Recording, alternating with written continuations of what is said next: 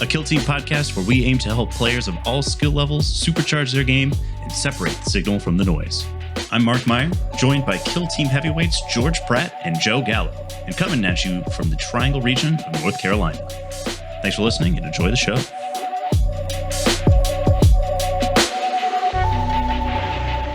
This is like the first episode. I figure we should probably just kind of jump into a little bit about what are we all doing here? Like, why are we here? Why do we love Kill Team?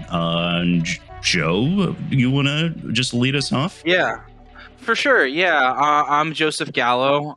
You might know me as Nap Enjoyer on various Discords. I kind of hop around from team to team a lot, so I'm kind of around a lot. But I kind of got into Kill Team about a year and a half ago. And I've been playing pretty much every Tuesday since.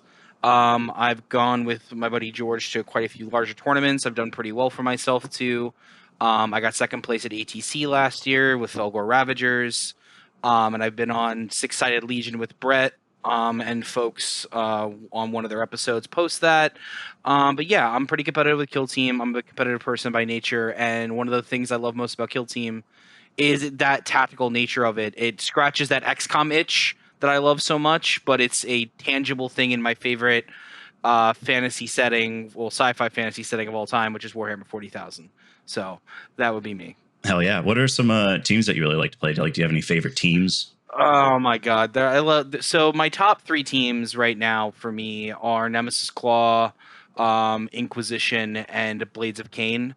Those are three very different teams, mind you, and scratch very different inches for me. Night Lords are my favorite Legion of all time. I played a ton of Legionnaire when I first got into the game, and that scratches that elite itch for me.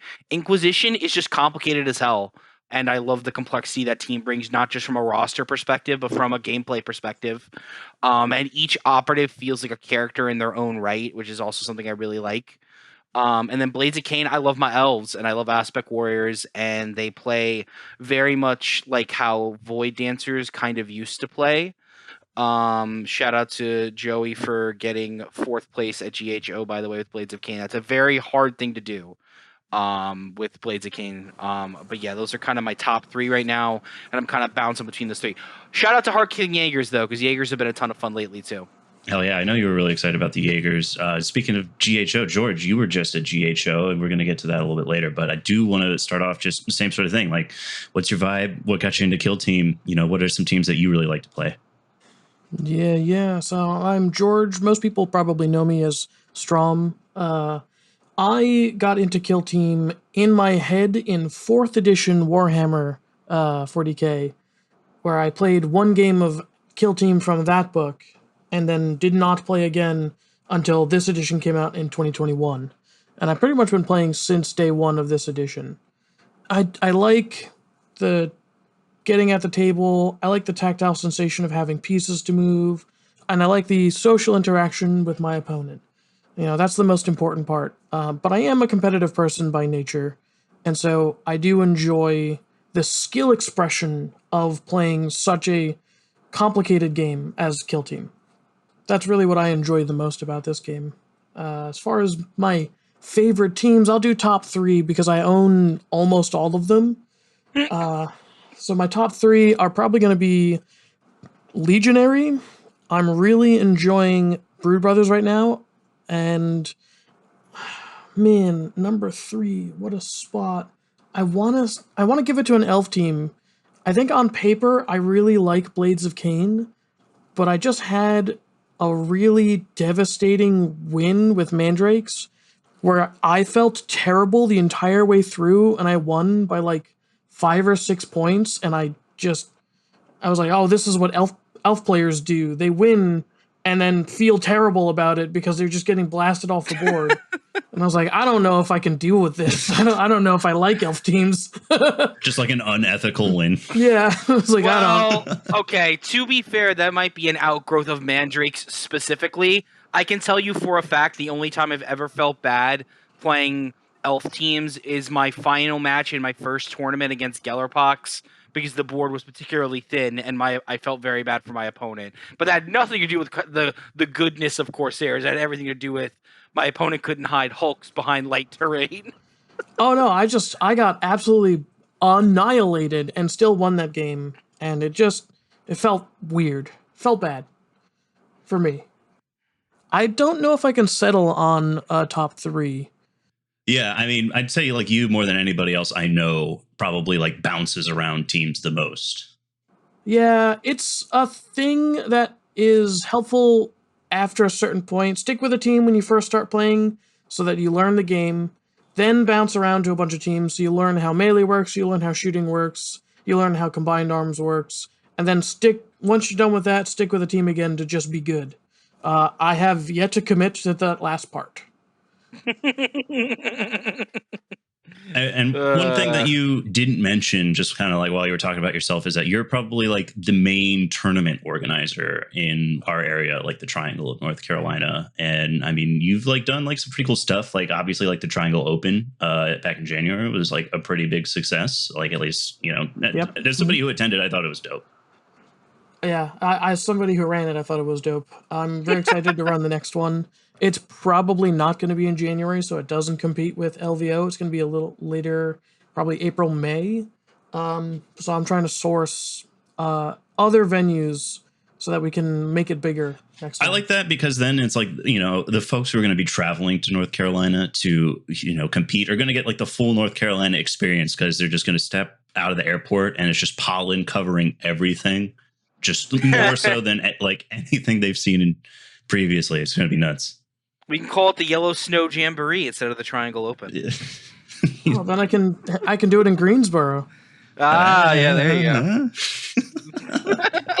go. But as our lead for this episode, Mark, why don't you introduce yourself? Yeah, for sure. I've been sort of in Kill Team and the hobby for about a year and a half now. I got into it last February, March with the starter set. And I was really mostly interested in the idea of like, I want to play like D&D, but without all like your party walks into a bar kind of stuff, just kind of tabletop combat. And this is definitely sort of getting that. Like, I really like measuring stuff out on the table. And I mean, when I was growing up, I always loved like turn-based strategy games, like Final Fantasy Tactics Advanced. That was my junk. And I feel like I definitely get the vibe from Kill Team, like that's just sort of stuff I like to do, like that, Advanced Wars, those kinds of games.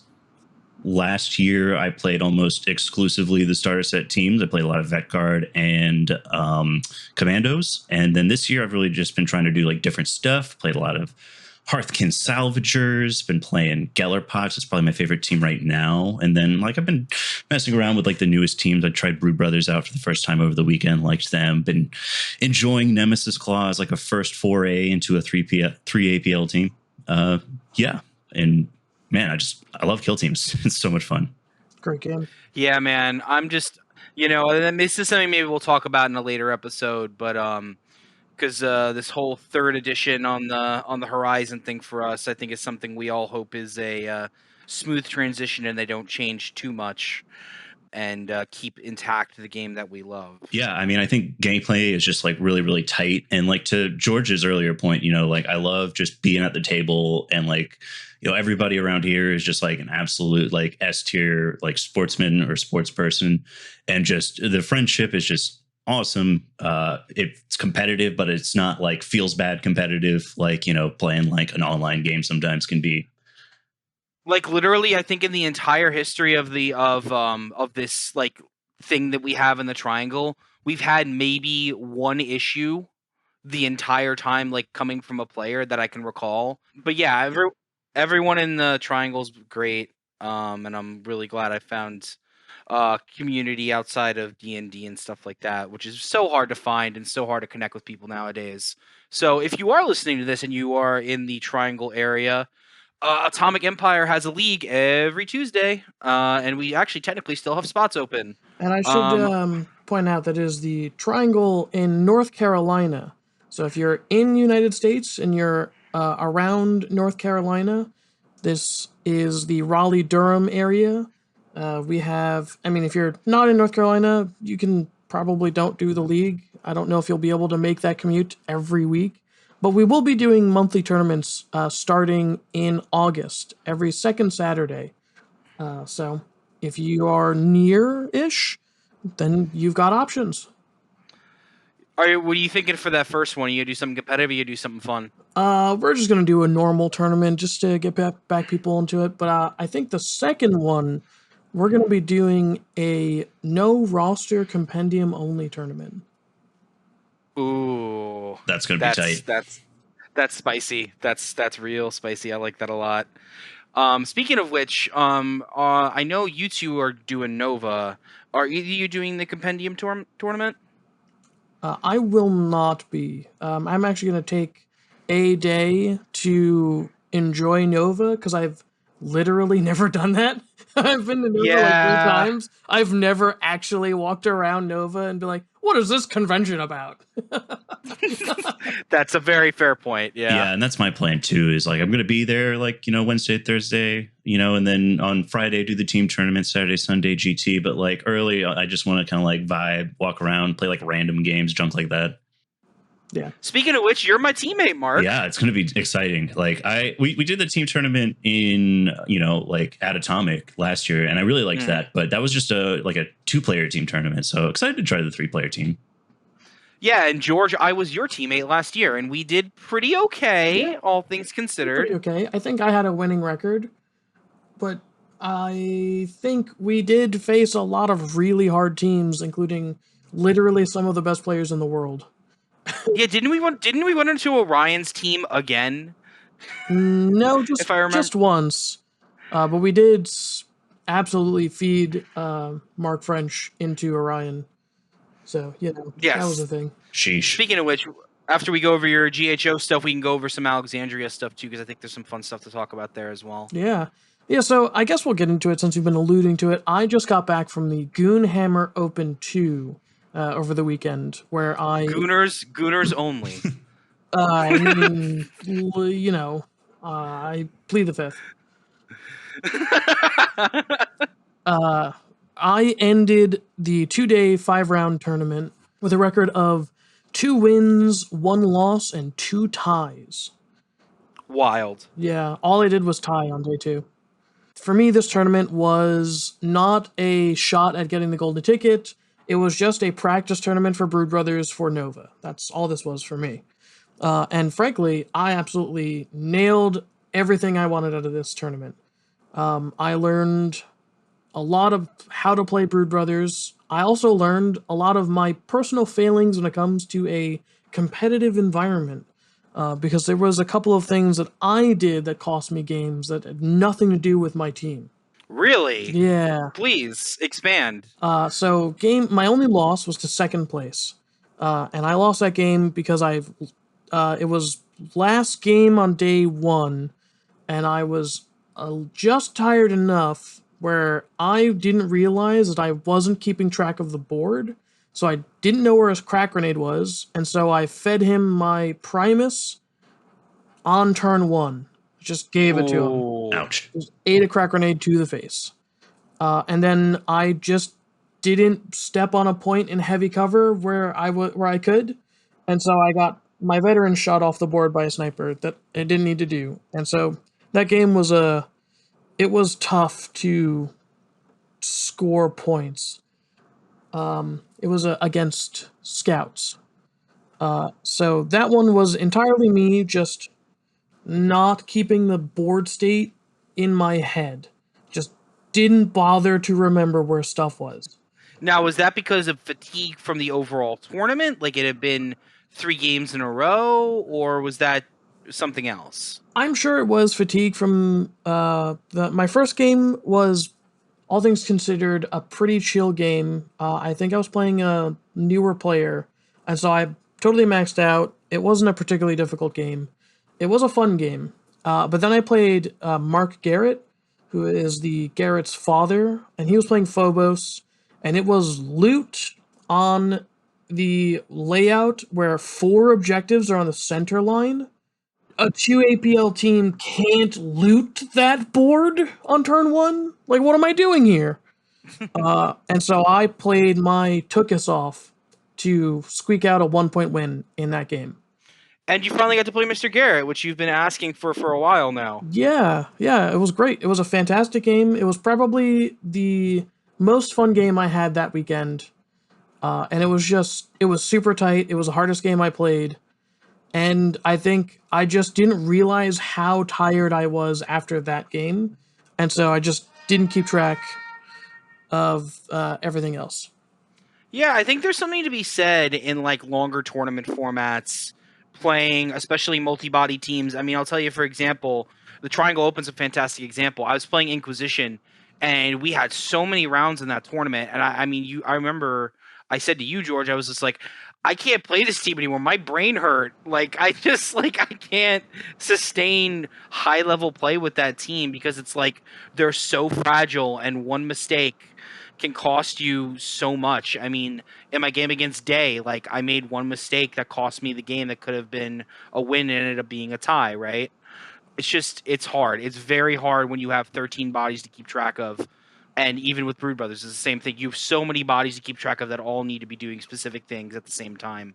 Yeah, and my last game I got a tie instead of a win because I didn't take over my command point counter in the strategic phase. So I looked over to say, "Oh, I need my dash now. Do I have command points to do this?"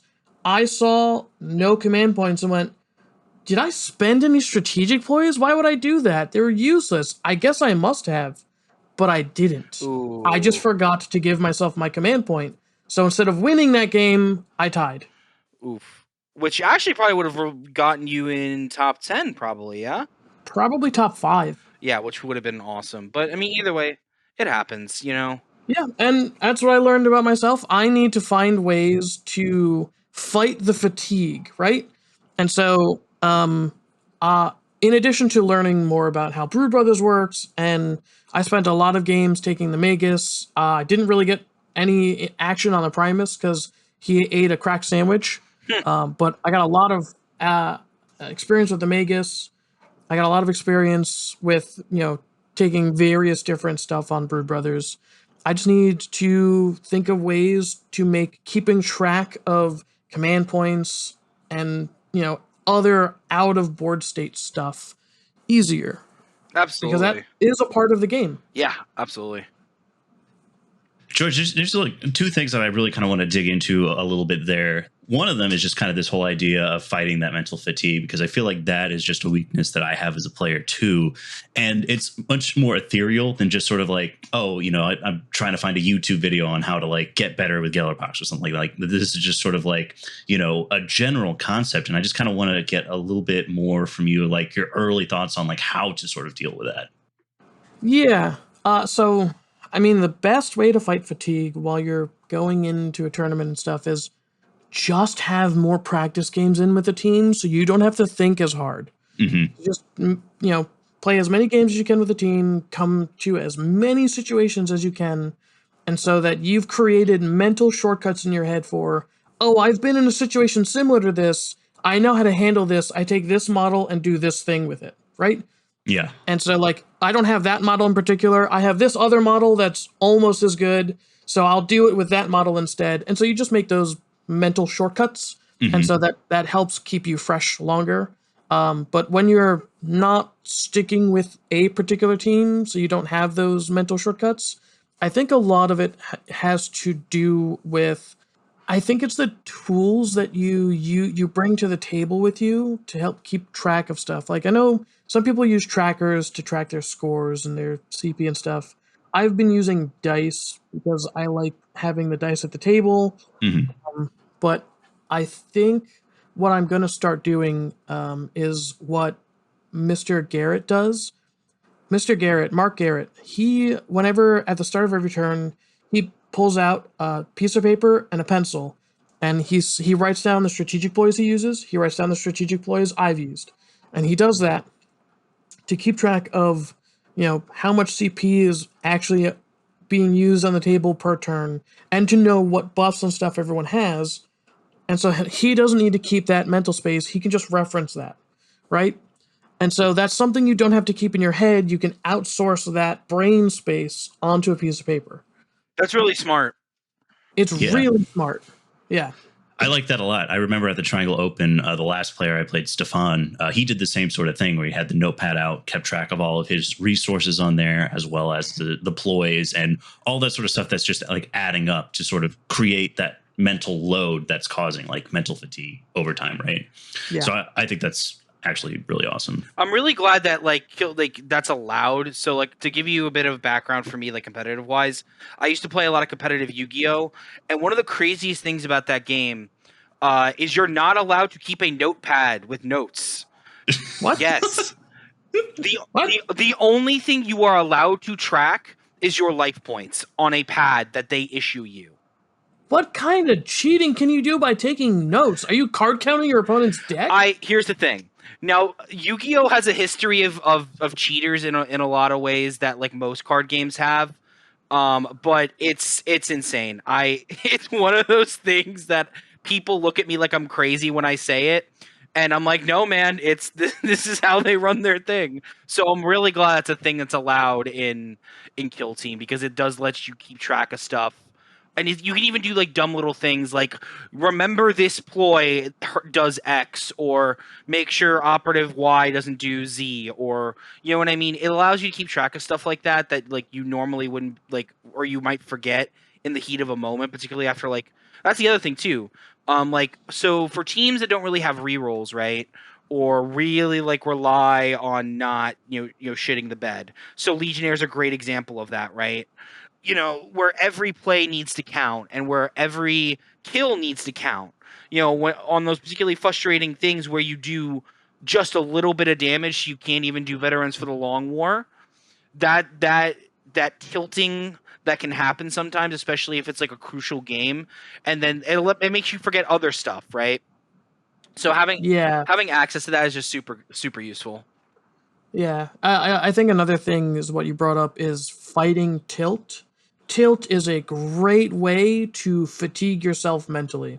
Very Because you're true. just gonna hyper focus on this thing that bothered you, and there's no way to not be tilted except by getting tilted and learning what that feeling is so that you can learn to fight against it. And if you're a person who doesn't get tilted, which you don't exist, everyone gets tilted, you just might have a higher tolerance. Like, it's just a thing, it'll happen in a competitive setting. You just gotta fight against it, and you gotta learn, like, oh, I'm starting to get tilted, time to emotionally back off on this game. And then bring back that level head, that mental coolness.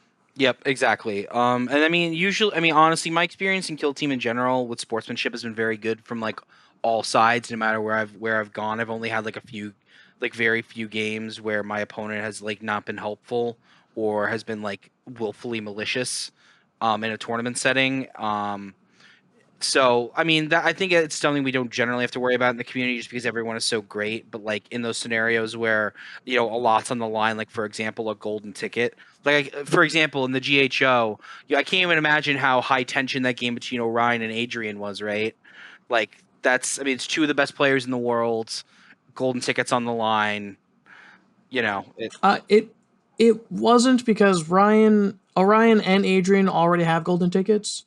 And I believe they spoke with Travis and just split the prize money before the game even started.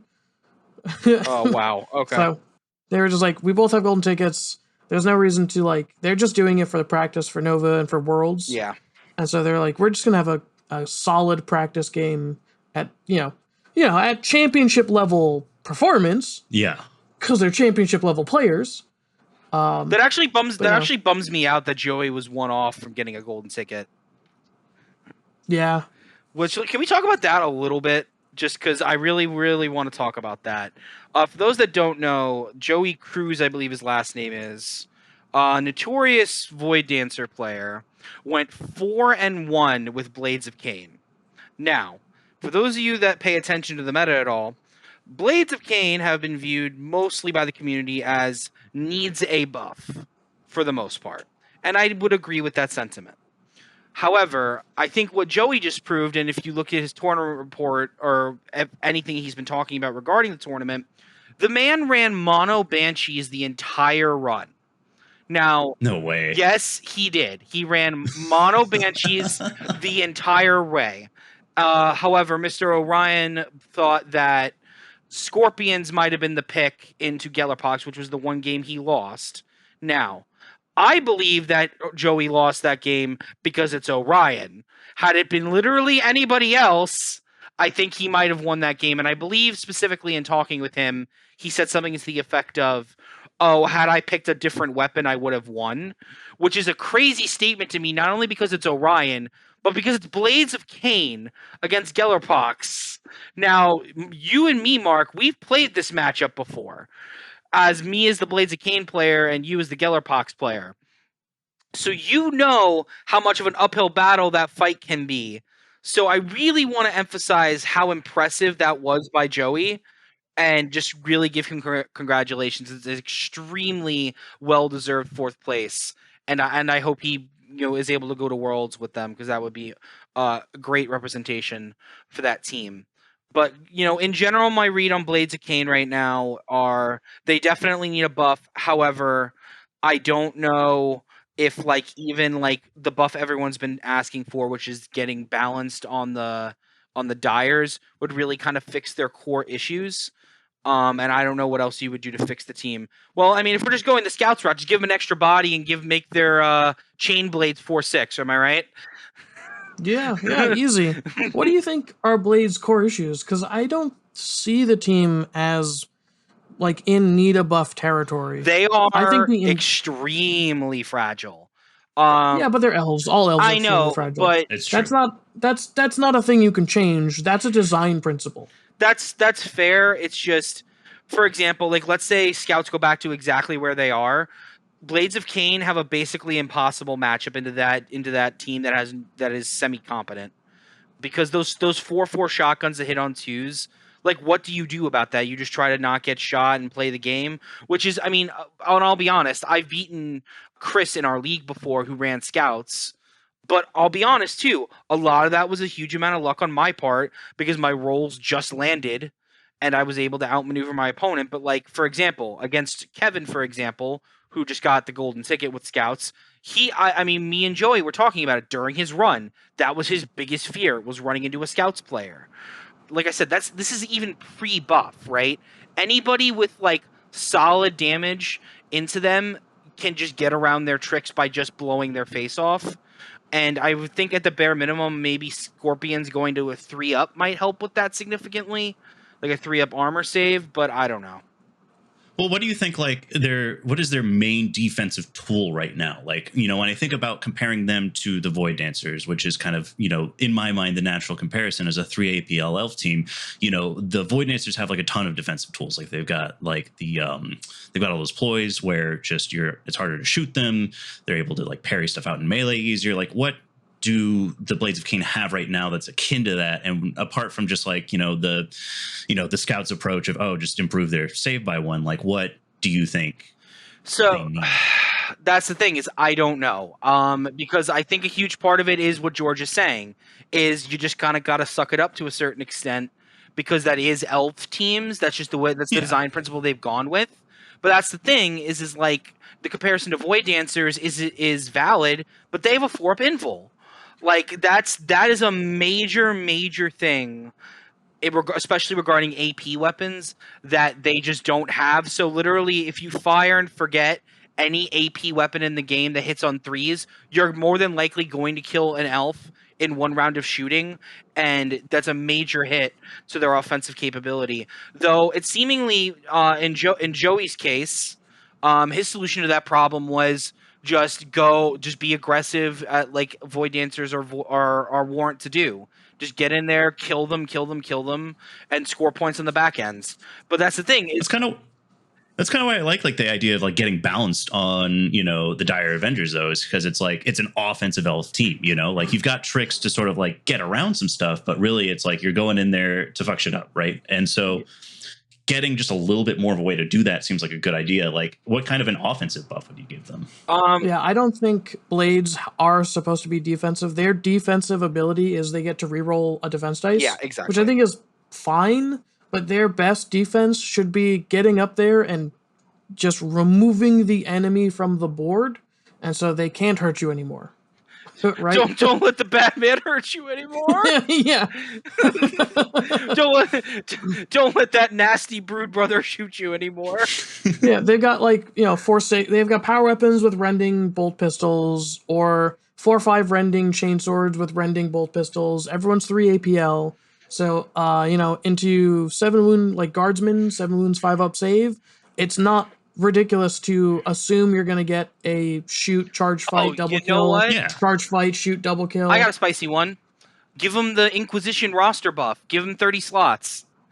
I mean, sure, but the internal balance on Blades is so bad. Why would you take more than 2 Dire Avengers, right? Well, first off, I disagree with that. And second, because the biggest problem with Dyers, or biggest problem with Blades, is they have all these options and the flexibility, and they can only max out on 2 mono rosters if you drop a lot of significant stuff. So, like, for example, the Executioner is 3/7, 5 attacks, lethal 5. So, for example, into Brood Brothers, Joey took that into Brood Brothers, and he was able just to one-shot so many of his guys, but that was at the expense of being able to go mono Banshee, right? So, because there's just so many tight slots that happen. It's the Legionary. No, the Executioner is on a Banshee. That's what I meant. Yeah. But he couldn't go mono Banshee because you filled up the roster. Once you start filling up the roster, you run out of spaces real quick. Yeah, and it's an interesting point because you think about you might want to do certain matchups where you're going mono Scorpions to get more access to that super conceal aspect ability, getting to use that multiple times per turn just to keep everybody safe. Yeah, and I think Joey's run proves my point about Dire Avengers, where he went mono Banshee most of the way through, and he did excellently. I just don't think you need to use Banshees on Blades of Khaine because their most efficient pieces are all melee focused. And because the internal balance is so horrendously off.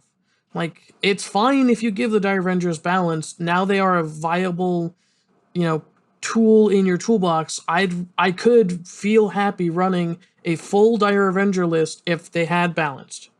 Which, honestly, into some matchups, I mean, you give them all the weaponized Panoply, and all of a sudden they have Space Marine fists. They're not terrible as like a all-comer into, like, weenies, right? So, like, for example, into Brood Brothers, into Vet Guard, right? They all of a sudden become, like, these massive threat, because now I can just run to you, do some Eldar Karate, and snap your neck.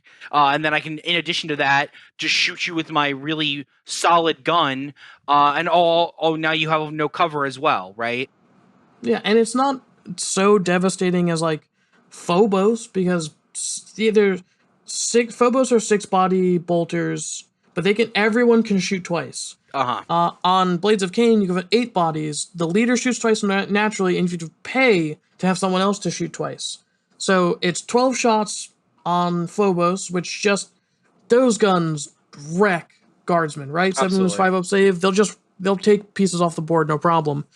And on current Dire Avengers without balanced, it's really just a toss-up whether you're going to pick up a guardsman or not. Exactly. Because you have to spike, and without any rerolls, it's really hard to do that. Yeah, which is why, like, I mean, so for example, I took Blades of Khaine into Alexandria with you and my team along with Eddie, and I went, and over the weekend I went, because me and you are psychotic, George, and not only did you do a tournament, as in run the tournament, you went to the tournament with me to play in the tournament the next day. We left immediately after, just as a favor to the Garretts. But Yeah. It's rock and roll, dude. it was great. I went 5-1-1 with them over that weekends. And my only loss, to be honest, was just due to dice. But things I learned about Blades of Khaine is, like, yeah, they're hyper flexible, and that's the biggest thing I love about them. But had my tournament run been more targeted into things that they're bad in, I very easily could have lost every single one of those games. I just happen to play into teams that they just don't automatically lose to. And that's the thing I really don't like in teams that have, like, super hyper bad matchups. You know, the big debate in the community right now about, like, statistics and stuff like that, about how reliable they are and things like that, and who has these matchups and who has this matchups. Kill Team is not like any other competitive game where you can reliably take a team or any, let's use like a deck, for example, in a TCG, into a tournament, and that it's going to reliably perform because there are certain consistency components. This is a dice game at its core. At the end of the day, you could play the most consistent team in the world, and George will tell you this more than anybody. It doesn't matter if you can't roll dice.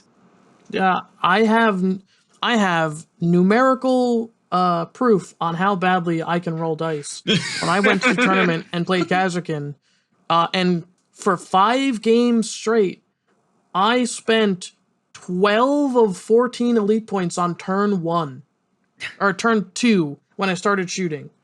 Yeah, and that's my point. Is like Kazakin's another one of those teams. They like seemingly they got this massive buff in the way that their dice work now, but now they were doing as bad as pre-nerf scouts or pre-buff scouts, right? So what's the solution there? I have no idea. I mean, I do. It was not the laziest buff they could have given them. Remove some of the restrictions on their useful ploys so that people will use them instead of just ignore them. Like there's so many other things they could have done, and they went with the least interesting buff. It's it's disappointing because I think Kazakin can be really, really good, but now in order for them to get buffed in the way they need to walk back the elite buff. Yeah, I think it's just it is what it is. It's Games Workshop's design principle. So I think real quick, since we all are going to Nova, I think it'd be prescient to talk about what teams we're really thinking about bringing into that and what we're worried about team-wise going into that event. Because I have some opinions on that, and I'd like to see what y'all's opinions are before I share mine. I would hope you've got opinions. We have a podcast. That's kind of what this entire thing is. Well, that's what I'm known for is opinions, if you haven't been able to tell the last couple of days. Anyway, go ahead. I just loved when they called you the Stephen A. Smith of Kill Team on the Discord.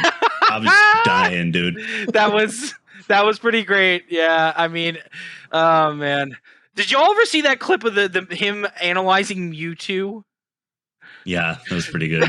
That's exactly how I felt in that moment. I love that clip of him also talking about, I know North Carolina, Burlington, Saxpahaw, Anyway, so let's see what y'all are thinking going into Nova right now. Yeah, what are your thoughts, Mark? Yeah, so I think where I'm at right now is I'm probably going to take Gellerpox to Nova. I might go Brood Brothers. I've only played one game with Brood Brothers so far, and I liked them. But just kind of, where I'm at right now, I'm thinking about Gellerpox. One of the things I've really liked about them in a tournament setting is it's like a preset roster, right? I'm not using as much of like my cognitive load, like immediately trying to decide like, with the Hearthkin, if I'm going to take the Lugger or if I'm going to take, well, obviously I'm going to take the Lugger. I love the equipment points, but choosing between this, that, and the third, like right off the bat, and I'm not going to spend a ton of, mental load picking out what bugs I'm going to take too. Like as soon as the game starts, like they're over there picking stuff out. They're picking tac ops. I'm already thinking about where am I going to put my barricades? What are my groups going to be? Those sorts of things. To your earlier point, I think that I've got some of those like shortcuts, those like mental heuristics in place. Like I know as soon as I look at the board, okay, this is where I'm going to want my Flesh Screamer to be. This is, where I'm going to want Fulgrar to be. And then as things start to kind of move from there, it's like, okay, who's going to go last? I feel like I'm in a position with that team where I'm able to sort of get ahead on all of the sort of mental parts of the game and work more about playing my game. The things that I'm worried about, like scouts, like a really hard melee team like that. I think part of it is I just haven't had as much practice like with Gellerpox into melee teams. And then, just open board in general. Like, if you put me on Into the Dark with Gellerpox, I just am so confident. Whereas like just solving, like, I think back to like my very first game with Gellerpox against you, George. You were playing Kazakin and it was Dorito deployment. And I just had no idea what to do. Where am I going to put all these dudes? And it's just a problem I haven't really had to reconcile since then. Yeah, I think my first 2 games as Kazakin were against you and Day. And in both of those games, I didn't really use elite points because my dice just rolled 5s and 6s, right? It was great. And then like every game after that, I rolled 1s and 2s, and it was awful. Mm-hmm. Yeah, and another thought with Gellerpox, just the idea that I've had, like going into the last tournament, the tournament we had in May, I think it was. I've really been thinking about it in the mindset of you have to be at least a little bit lucky to win the tournament, right? It is a dice game. Matchups are something you have no control over. And so you got to be a little bit lucky, but you also have to, be good enough at the game and with your team to sort of capitalize on that luck. And one of the things I like about Gellerpox is they have a lot of opportunities to get lucky. You're rolling a lot of dice. If I don't hit my shot when I'm shooting with like a sludge grub, maybe I'm going to hit it when I'm charging with somebody else. Or if I miss my saving throw, I've got an opportunity to get lucky with the Feel No Pains. Yeah, I like Gellerpox. I think they're a really fun team. I think so too. And I really like my models. I tried to put both feet in them when I was painting them. Yeah. I'm pretty confident I'm going to take Brood Bros to Nova. I got to settle on something. I took Vet Guard to last Nova, and I learned that it is hard to play at a high level game after game with large teams. And so I'm just going to do it again. Hopefully with more practice this time. Yeah, I mean, to be fair, you didn't have a lot of practice games in them going into that. Yeah. So I did pretty well with Vet Guard at last Nova. Again, I got a number of ties, but Nova doesn't do ties. Goonhammer Open, ties are a result you can get. At Nova, they have like on-table tiebreakers that determines a winner and a loser. And as a TO, I personally think ties are fine. They're part of the game. Tiebreakers should happen in placement on BCP or whatever. But I think Nova uses a bracket system. And if you use a bracket system, ties are the worst. Whatever, I get it. But if you're doing pods, or you're doing Swiss, just let ties happen. It's fine. But honestly, the way I feel about Brood Bros is the way they feel about Vet Guard is that they have no bad matchups, but they don't have a lot of great matchups. They just kind of have okay to good matchups across the board. And it's just because everyone is so squishy that if you make mistakes, you just lose people. And so you just lose the game.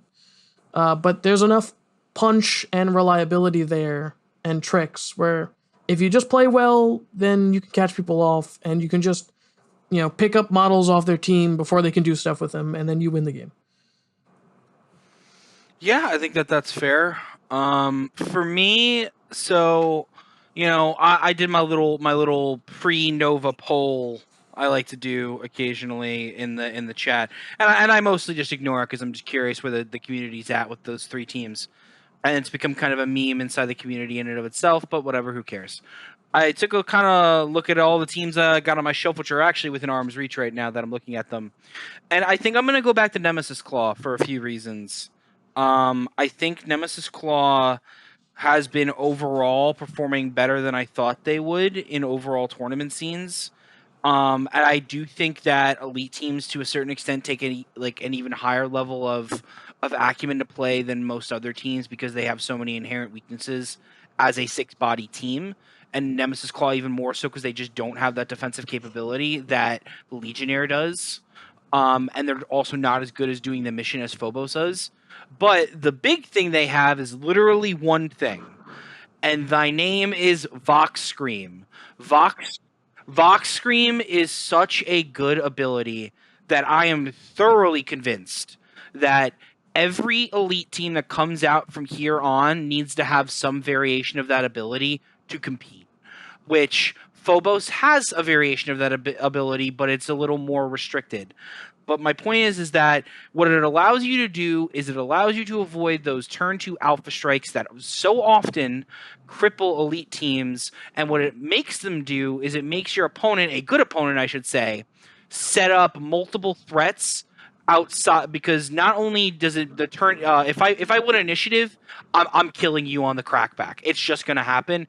And then in addition to that, if you're trying to kill me on the crackback, I just point my finger and go no, and now that threat you've now set up, I am now also killing. And once that team starts to steamroll like that, that's when they win. I mean, there's a few other things, but I think Plus, I think they're the most reliable elite team. they are. Yeah. That's what I was literally about to say. They are 100%. Also, they're the funniest because, for example, they just don't lose to elites. Like, particularly Phobos, because that you get basically relentless on one guy each turning point because they're a Steptis Astartes in addition to being Imperium. So I point my heavy bolter at you and I go, "Oh, this is relentless now," or I point my plasma pistol at you and go, "Oh, this is relentless now," and you can wait until after the roll, which is really stupid. So there's that, and then I like a lot of their matchups into like the teams that you Yes. know, if you're just kind of making a guess about the meta, 2 months from now, where it's going to be like, I like them into Brood Brothers, I like them into Scouts. The D3 Bortles on charge, like you can just one shot a Brood Bro, if you get lucky, and like just having that little bit extra to like soften them up, against like a Scout or something like that, in combination with that ploy that gives you rerolls against people below full wounds. It's just great. Scouts are a stat check team, and Nemesis Claw goes, "Oh yeah, how about we have some more stats on your stats?" And that's how they take care of that matchup. Because once again, they are also considered Adeptus Astartes. So let's say you fuck up a roll, once again, you can get relentless on it to basically guarantee a kill on one scout per turn, which if you're killing multiple scouts per turn, you're going to win that game. And I mean, for example, I think the most cracked model in that team is the Screecher. The Screecher is Screecher is so good. so good. It's not even funny, man. Hey, Mark, you want to regale the listeners with what your Screecher did to my Patriarch? Yeah, so George and I played a game, Brood Bros versus Nemesis Claw, and it was my first game with Nemesis Claw. He brought the Patriarch, and I was obviously, a reasonable amount of fear. The internet said Patriarch's good into elites. That's what I heard. My whole thing was, as soon as you deployed him on that side of the board, I'm like, okay, my Screecher's going over there. So off the roll, you're just, one worse to hit. You're going to hit on threes. I gave him that item, I guess it's the flayed skin, to shut off your rerolls. Yep. And obviously, going up against the Patriarch, there's a pretty good chance you're going to die, but you're going to have a much greater chance if they're hitting on threes without relentless. And lo and behold, if you roll a bunch of ones and twos, you're going to lose to the Screecher. Guess what happened? I rolled a bunch of ones and twos. And so my Patriarch was like, well, I guess I'll hit you for 6. I guess I'll have my remaining crit parried, and then I'll take 15 damage. Mm-hmm. No big deal, because I think he just rolled crits. I mean, like, I rolled a bunch. Like, he's got relentless on his dice too, so it was insane. Hit everything. And then at the top of the next turn, I tried to save him with the Get Down, Mr. President ploy. But again, like I was talking about the Goonhammer Open, I wasn't present enough in the game to hear Mark say, I pay for fight twice. So I just handed him my veteran and the Patriarch because he just fought twice. Oof. That's rough. But generally I'm not scared going into Nova. I think we're gonna see a lot of Brood Brothers and Scouts. I really, really, really, really, really hope they do something about Scouts before Nova and just put them back. I don't think we're going to see a lot of Scouts. We saw a lot of Scouts at Goonhammer Open, and only one of them did well, and it was the guy who was playing Scouts well before they got their buff. And everyone else who took Scouts didn't do super hot. I think we're going to see Brood Bros, Nemesis Claw, and Mandrakes at Nova. I mean, I have a Dominus Nox brothers. I am a Night Lord to my core, and these two can confirm that I love my Night Lords before they came out. And in fact, funny story about that, when the rumor started to come out that the Night Lord team was coming out, everyone's like, go fuck yourself, Joe. There's no way they're going to make a team personally for you in the Night Lords. And then when it got announced, I was like, I am vindicated. Call me Conrad Kurz. It was great. And I got pretty much 10 games in with them in the league, and I don't know, I was just starting to feel down on elites again, but I'm going to give them the whole country try again, and I think that they can break out the mold that elites have been trapped in for so long, hopefully. I'm of two minds on this, Joe, because on the one hand, I am really happy to see you playing Nemesis Claw because it is your team. When I think about what is your play style, it is 3 APL, but I am going to take this opportunity to roast you because I was the only one on Discord who, in that vote to say, is Joe actually going to play the team? I said, I think he's going to pick. And I want to say that the consensus was Hernken Jaegers. You were going to play Hernken Jaegers? No, it was Legionary. It was Legionary. Oh, okay. Well, so this is a little bit less egregious, but I just can't trust you anymore, dude. Yeah. I know. Look, go die as you live in midnight clad, you know?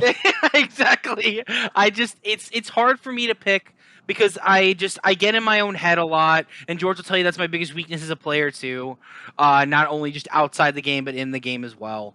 The minute that I'm like locked in and focused is when I start winning and when I stop caring what is in my own head about how I feel about things. Because that's the thing, you gotta understand. I've been playing elites, like I said, basically since I got into the game. And there's been so many games where I played with Legionnaire where I played perfectly and it did not matter because I was playing an elite team. And like that is super frustrating to me as somebody who prides himself on being like the premier elite player outside of George in our community, that there are just certain things I can't overcome with my brain. And that's just frustrating as a player. So that's why I'll very often, even though my heart and soul is in my elite teams, because I literally have every elite team in the game currently sitting on my shelf, because I love Space Marines to my heart and soul. That's what got me into Warhammer to begin with. And I am a Chaos boy to my core because I have Alpha Legion Phobos and Iron Warrior Legionaries.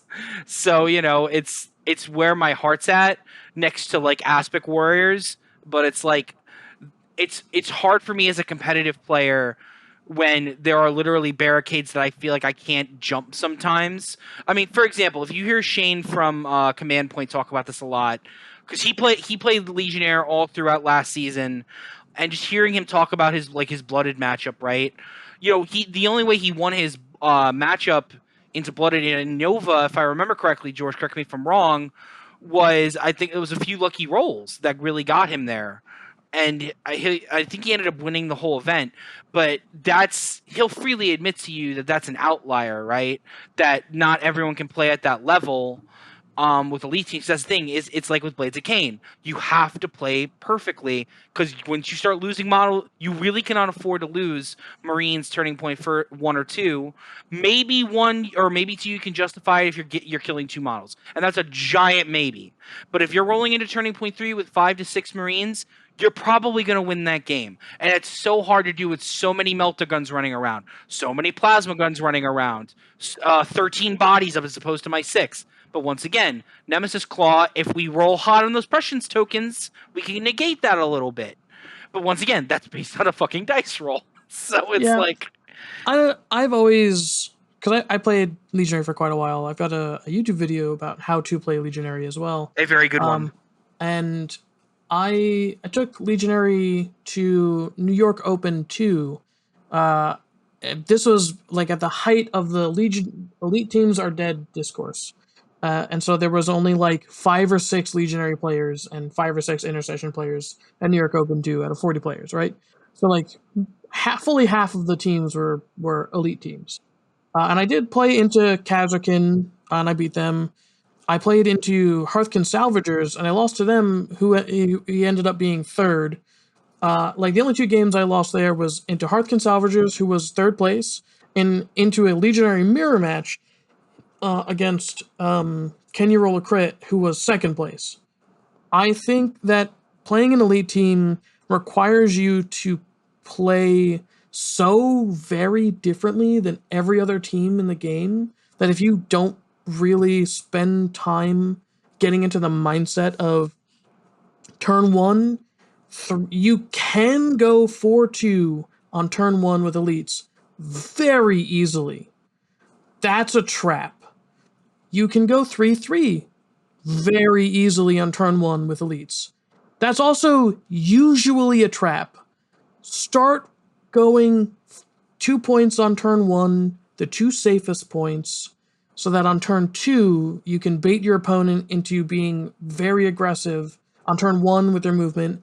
On turn 2, you can bait them into being a little more aggressive, and that way you can start killing your opponent without them really being able to stem the tide quick enough.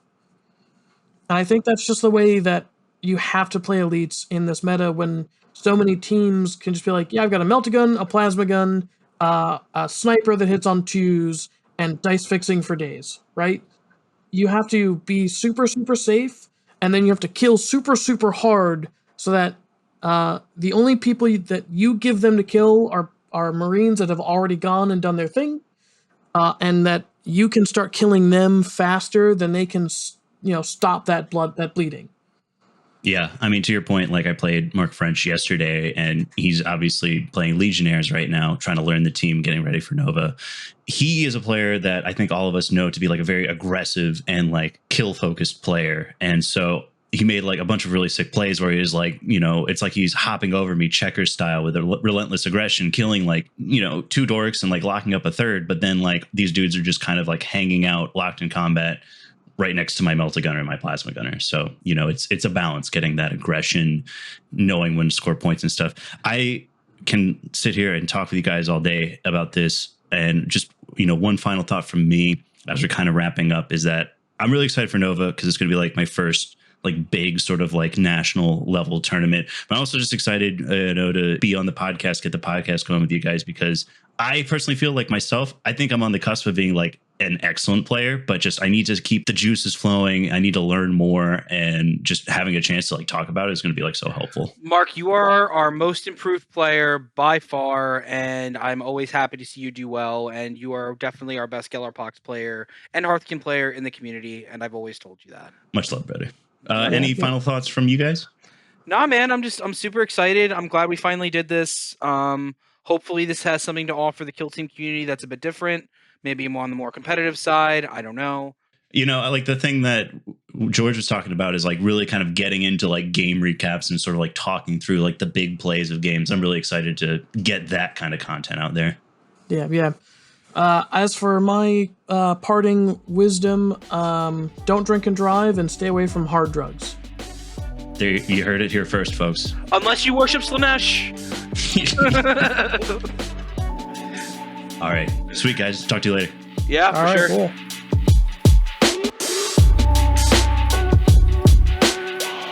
Thank you for listening to Vox Scream. If you liked what you heard, be sure to follow or subscribe using whatever app you're listening to this podcast with right now. We've got more great stuff on the way. We'd love to hear from you too, so feel free to leave a review. And until next time, good luck, have fun, and thanks for listening. Take care.